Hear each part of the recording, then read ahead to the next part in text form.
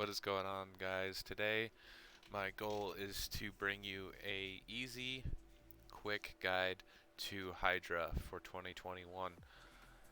Now, a lot of the reasons why I wanted to make this guide is because I feel like a lot of the guides are dated and or overcomplicated.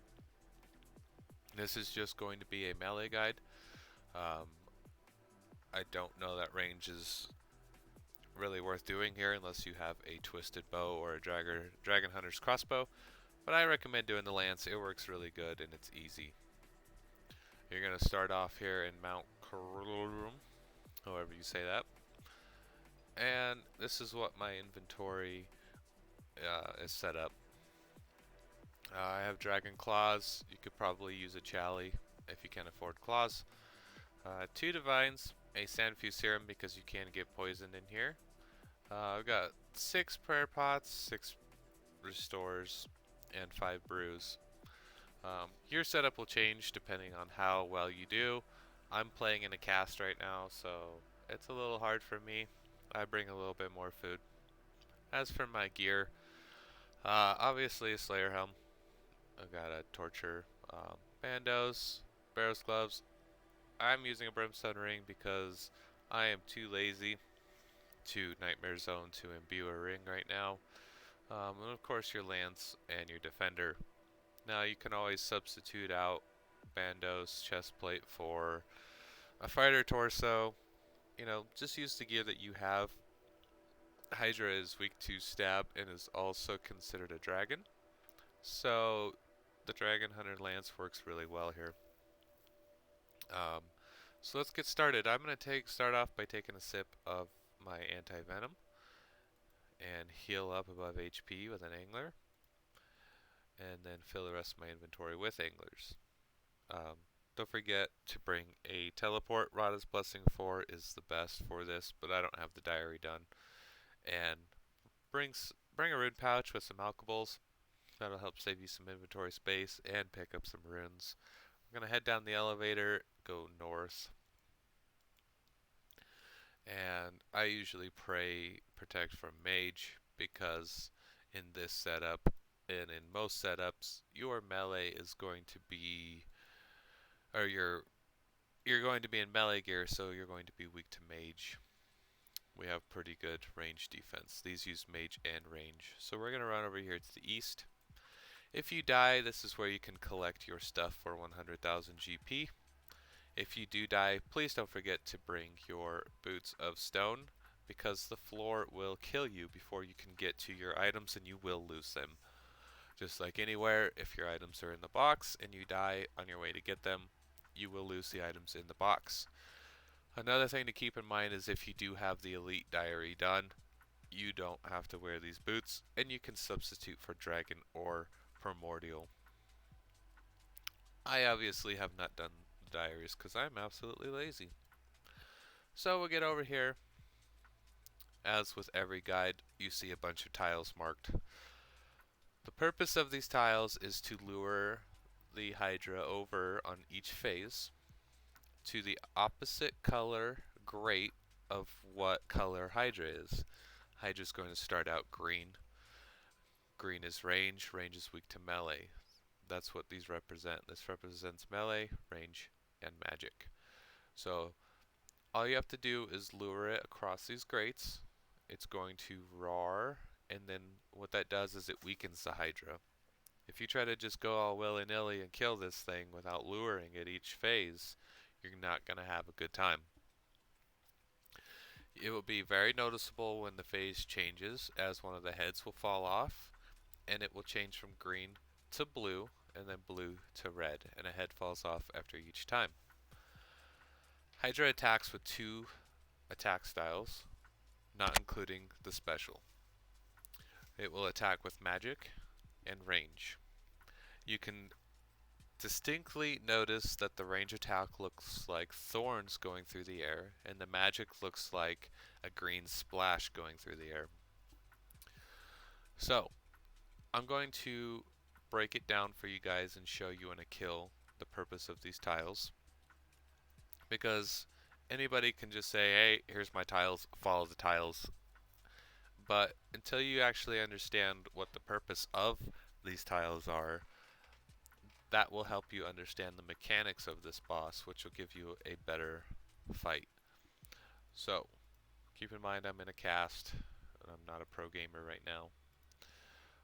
But I will show you guys a kill. We're going to put our Protect from Magic on and Piety, and we're going to enter and run straight to number 1. That's a magic attack, and it is random. It can use range. It's going to use 3 normal attacks. It's going to throw its heads back, and it's going to throw poison. By coming over to the north side after the 3rd attack, you're going to miss that poison. After every 3rd attack, it's going to throw its heads back, right here. That simulates it's changing its attack style. The head fell off, and we know it's the next phase because it's blue. So we're going to run to number 3, and it's going to lure it onto the vent. It roared. It changed attack styles, and I'm going to dump my claw specs because I don't personally like the lightning phase. This is the lightning phase. It simulates by the cloud. I'm going to run back to number 3, straight down to number 5, and then to number 6. Keep in mind it can switch up to attack styles on you in the middle of running that, so you need to pay attention to that. And then we're going to run to number 7. You can tell that the lightning's gone. The lightning will kind of come down here, but by the time you get to 6, it'll be gone. Come back to 7, and that's going to lure it for the next phase. Now we're on the next phase, which is fire. It got hit by the water, it's weak.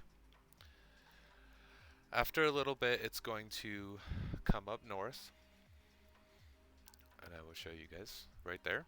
You're going to want to run to number 8 immediately. You can keep attacking during this. It's going to shoot fire down there, and then it's going to look at you. When it looks at you, wait just half a tick, and then click to number 9. And what that's going to do is it's going to skip the fire phase completely. If you get hit by the fire, you're going to want to just keep running around like Vorkath. This is phase number 4, sorry. This is a Jad phase. It is going to keep jadding you, and it starts off random. After the 3rd attack, it will shoot fire at you. Poison. And all you have to do is dodge it. And then we're back to our Jad phase. After 6 attacks, it will move back to a poison phase, and all you have to do is dodge that. And that's it. Easy peasy, guys. I know it's a lot to take in at first, but it is really a super easy boss. I will do another one just to show you guys exactly what we're looking at. We always start at number 1. And when Hydra first comes out, it is completely random. It could be showing magic or range. So that's magic, looks like a blob. Came over here, it roared. 1 attack, 2 attacks, 3 attacks, half a tick. And we'll click over here. And we dodged the poison attack. We're just going to continue to do our thing here until the next phase. Threw its heads up, switching attack styles.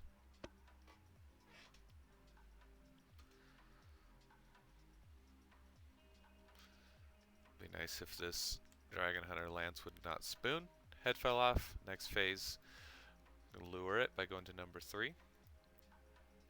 Keep potted up. It roared, it's weakened. Drop my specs.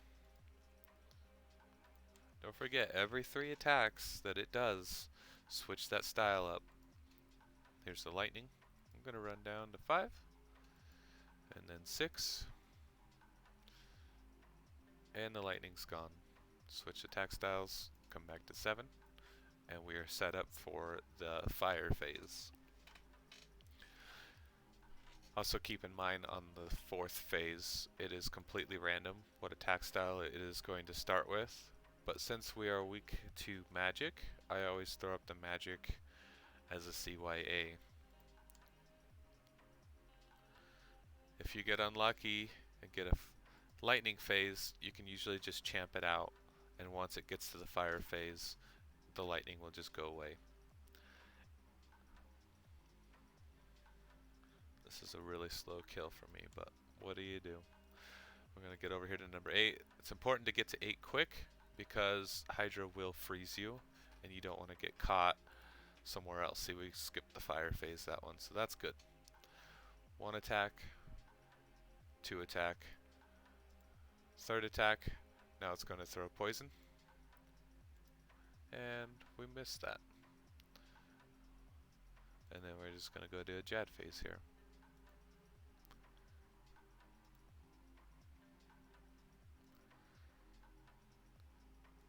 You guys can expect anywhere from 100 to shoot even 400k a kill, but on average I would say 100 to 200k per kill, not including uniques.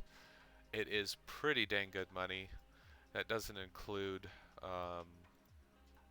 supplies, obviously, but keep our alks in here so we can get rid of this stuff and make some room so we can get all this stuff. The bones are worth quite a bit as well.